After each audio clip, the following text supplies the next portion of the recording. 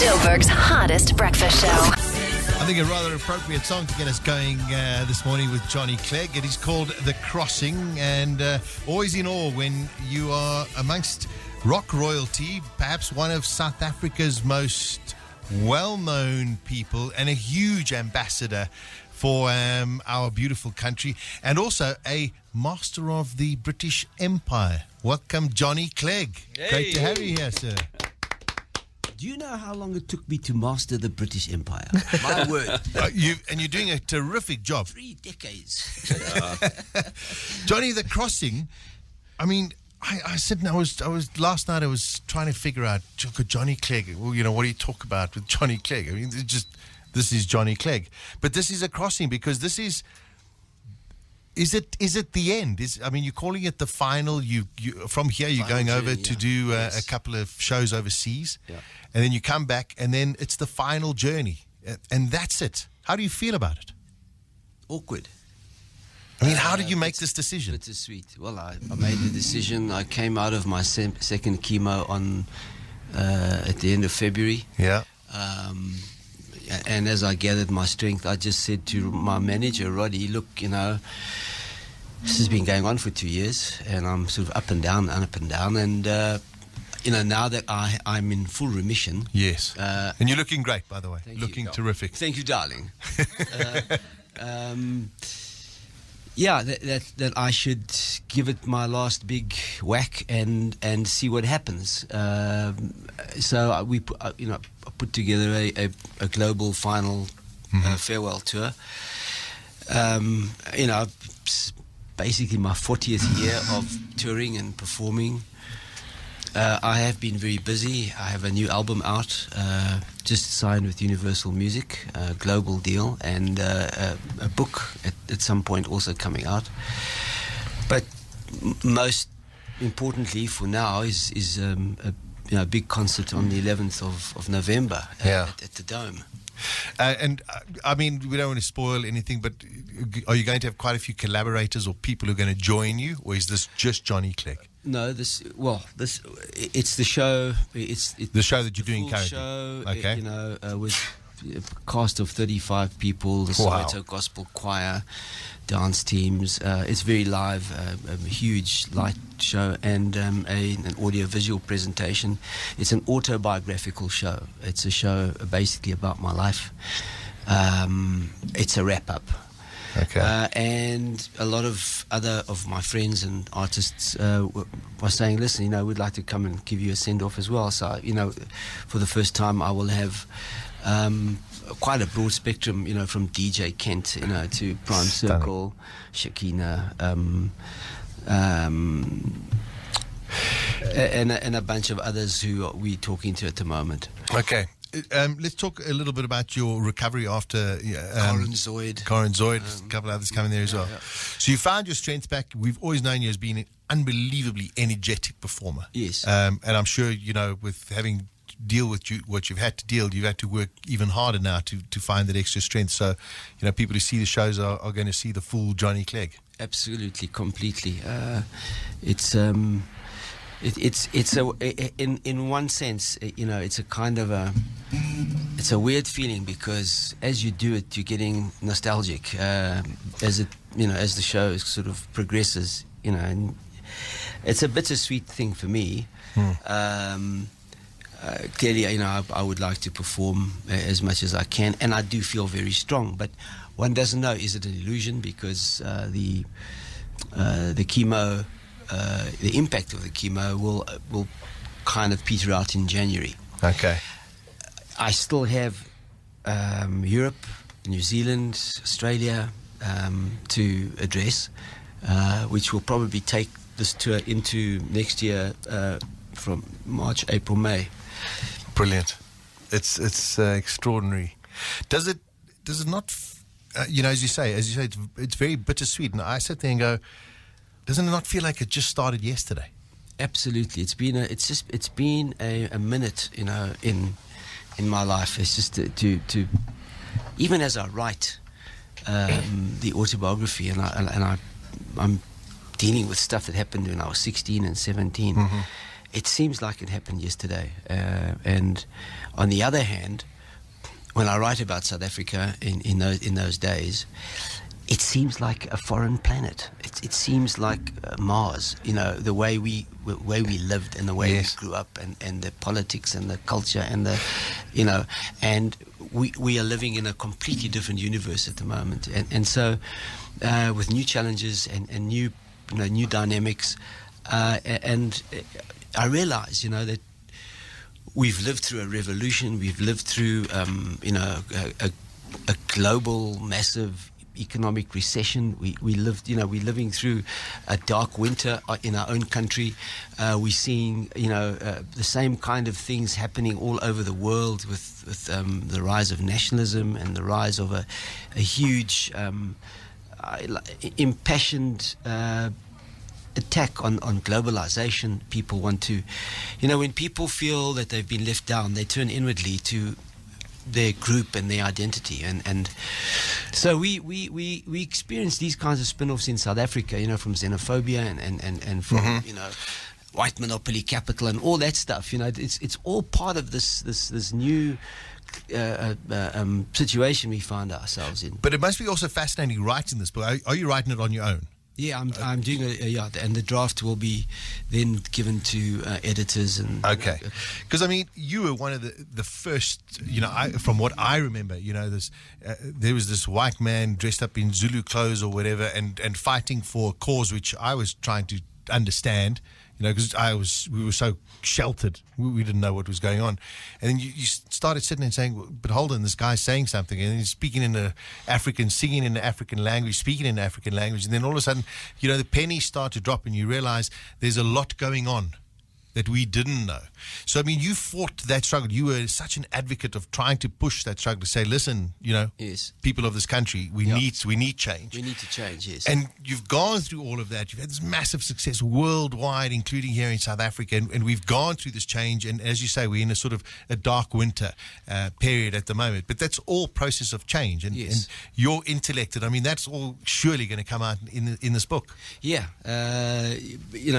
Obviously, we as a country, one of the most interesting and uplifting aspects of this moment we're going through is the fact that very early in our democracy, which is 22, 23 years, all of its characteristics are being challenged by state capture and by many other problems as our country moves into a new decade. But the uplifting thing for me is to see the most amazing response, the civil society, trade unions, progressive churches, student movements, civic associations, Sanko, all of these groupings which have united around a very important component of our democracy, which is the free media. And when I see this, you understand that we have a very aware citizenry which is active, and that is a very, very important part of a democratic country's, I suppose, core. And I get great succor from that. I get great feeling of I'm actually, it's when I see all of the protest marches and all that, and Save South Africa and OTA and all of these, and using the courts and using all the tools that our constitution provided us for, and they are being exercised in a very, very powerful way by our citizenry. That is a very, very important part of democracy, and that is an incredible moment, especially when you look up north and you see how those constitutions, have stumbled and fallen in the face of a similar kind of assault that is happening in our country. Very much so. And I think, you got to listen to that. There's so much positivity that we do have that to look too, and that is that as you say, in the press and the citizenry that is going on. We are not a pushover. That is, no, we're fighting hard. We are fighting hard, which is lovely. Johnny Clegg is our guest this morning. Still lots we want to talk to about family, more about the book, I think, as well, the tour, and also maybe a couple of regrets and also some of the songs. So stay with us. It's 15 minutes after 8 o'clock. Here's Johnny Clegg with Jaluka. It is 8:21, Joe's Hottest Breakfast with me, Sasha Martinengo, our in-studio guest, the legendary Johnny Clegg, taking you back to the days of Jaluka and December African Rain. We could spend hours and hours talking about all of the history and, of you, Johnny, but, I think this is more about where you are right now. But when you taking some time off, you driving in the car or maybe listening to the radio, it doesn't matter which radio station, and one of your songs comes on, what do you feel now as opposed to like when you first released that song? I think what comes to me first is the fact that as a singer-songwriter, coming out of the late 70s, is that I was shaped by the South African experience. I was on a journey to try and understand my own identity, which comes out in the book. What is it that makes us a South African? South Africa is a massive interaction of 11 official languages and different European settler or immigrant groups who came here and tried to find a place in the sun. And when one looks at the current state of South Africa, where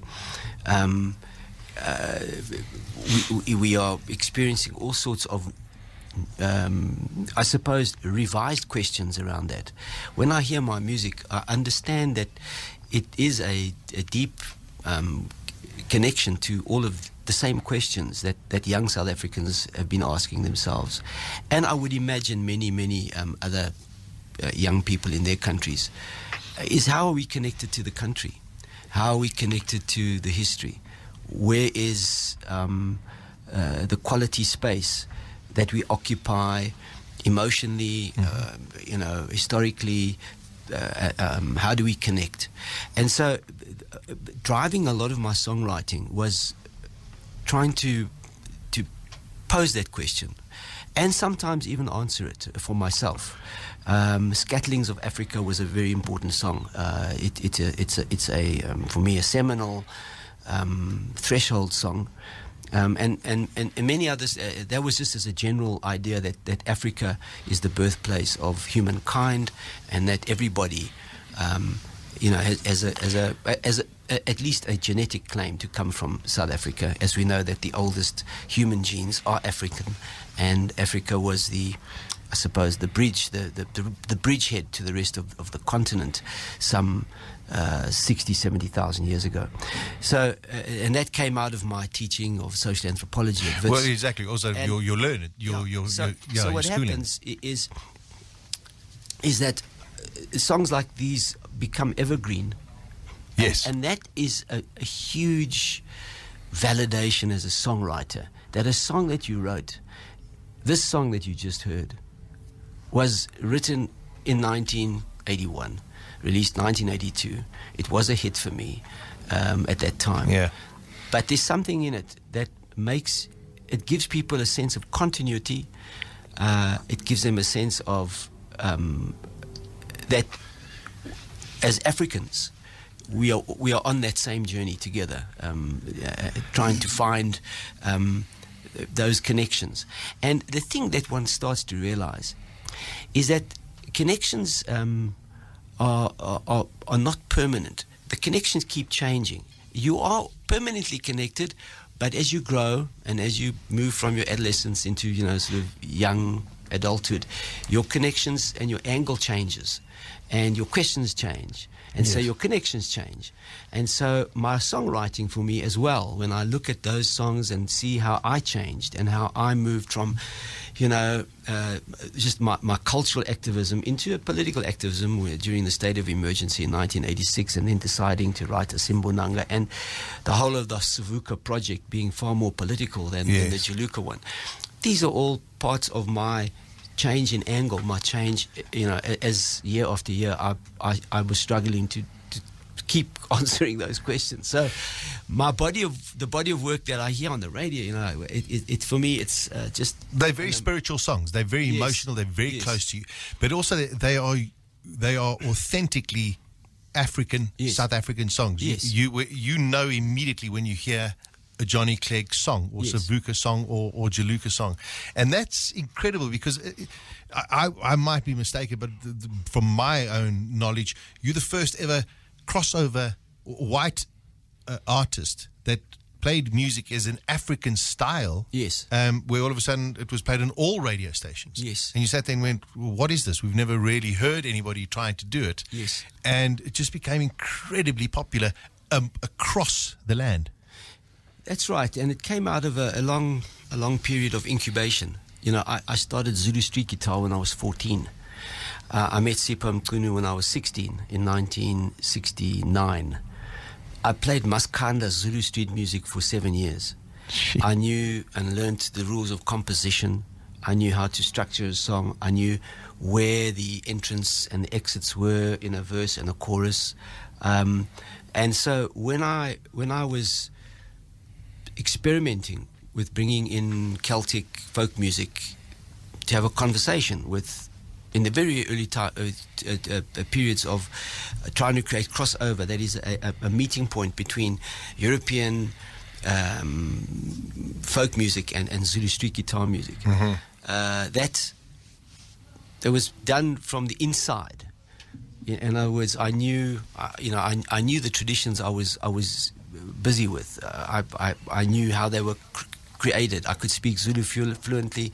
I was a folk musician. I could find that meeting point. So it came from a long period of incubation and commitment to traditional Zulu music forms, and preserved them in the best way possible, at the same way pushing them into another space. And that was the unique moment for me. And when Sipho and myself launched Jaluka in 1979, and we went through a lot of problems and opposition from the authorities, and there were times where one felt, well, this is the last time I'm doing a show. It's been stopped by the police again, and whatever. We would go back home, and Sipho would say we would talk about it, and he would say, that we've actually invented this music style, and if we stop, somebody's going to pick it up and run with it. So we just better stick at it and carry on. You know what I mean? He was the nice Yiddish boy out of the couple. That's right. Yeah. Isn't that amazing? Brilliant. Johnny, I just want to ask, a career spanning 40 years, and you must get asked this a lot. Your big highlights, your standout moments, what's special for you? I think my first public performance in Standard 9 at the Wits Great Hall, with Sipho, in a show called Tribal Blues, where we performed to a fully packed hall. It was quite intimidating for a young school kid to embark on. And then from there, I would think that our first concert at Orlando Stadium, which was our breakout from Joburg, being well known in Joburg, to being national. That was a fantastic moment. The huge concert at Ellis Park in 1985. That was just monstrous. Stand out. I think it's the biggest paying audience I've ever played to in my life. It was the full Ellis Park, in the grandstands and on the ground, packed. Yeah. And it was the first inkling that multiracial or non-racial shows could be possible, because the current government at the time, I'm talking 1985. I was there. I was proud enough to say I was there. Was saying no, there's going to be a lot of conflict chaos, and we were worried. It went off perfectly. It was a wonderful South African moment. Yeah. And then, many other shows overseas, in France when we went to number one, We broke the attendance records for the Bourges Printemps Festival in Paris with 17,000 attendees. And we were catapulted to, It's phenomenal. Bonanga with with Nelson, late President Nelson Mandela. Yeah, 1997 in Frankfurt. He walked on stage while I was singing Asimbonanga, which I wrote for him 11 years previously in 1986. Isn't that amazing? There's a catalogue of those. And this is all going to be in the book. Yeah. I got a message from a mate of mine yesterday. He said he can't listen this morning because he's in Toyandu. He said, please could you thank him for me? His concert at the Grahamstown 1820 Settlers Monument was the first concert I ever went to when I was in matric. I think this gentleman's now in his mid-40s. He says, and because of Johnny, I love going to concerts. It was his first ever concert. It was from Trevor. Well, that's nice. He wanted to say that. We're running out of time. Do you have any regrets? Besides coming in here this morning. Yeah. In the rain. Yeah, this morning was an extreme drawback. I'm sorry to say, gentlemen. Okay. And we're sorry about that. What you have to do for PR. I don't. I have no regrets. I looked back. When this condition hit me in April 2015. I had a long time to lie in bed and think about my life, and I am immensely grateful for all the ups and downs and all the shadows and the light that I went through. I think that these are things which shape you and give you definition and enable you to get perspective on your own life. There's no human being that doesn't make mistakes, and there's no human being who doesn't make the wrong choices and say, "Oh, I wish I'd done this or that." Sure. And that's part of the glory of being a free operating individual. It's the responsibility of the choices you make. So yeah, I'm really grateful for everything, and to my family, to my two sons, my wife Jenny, for everything that has unfolded as my little tribe has worked its way through the years. It's been a tremendous sometimes pressure and stress for everybody, but I think for my kids, particularly growing up in a celebrity home, has been a pressure on them, and it's been wonderful to see them fight that and create their own voices and their own adventures and their own timeline for their lives. It's been I'm really... Yeah, you must be very proud. I'm really proud, thank you. Well done. Johnny, we can only just wish you the great success for the rest of this final journey. It's just been so incredible. I know that the 11th of November is going to be extraordinary. We're going to rock you. It's going to be extraordinary. And good luck for the rest of it overseas as well. And when is the book out? The draft will be put into editing in December. Okay, so look for it next year. Yeah, next year. And thanks for... Yeah, just for don't everything. do a benung with the book, Proofread. Exactly. It's important. Yeah, I saw that. Wow. Shame. I felt so sorry for it. Yeah. Be careful. Just and thank you for everything that you have done for South Africa, from the music, from your ambassadorial abilities to motivating people and trying to get people to look at things in a much more honest light. It's been a real privilege. Thanks, Sasha. Thanks, everybody. Thank you, Thanks, Johnny. Johnny. Thank you, Johnny. Scatterlings of Africa, 8:35. That was Johnny Clegg. Joburgs' hottest breakfast show. Sasha Martinengo, Andy Levy, John Wallen, Kwaneli Kuneni, Simon Hill. Weekdays from 6 to 9. Hot.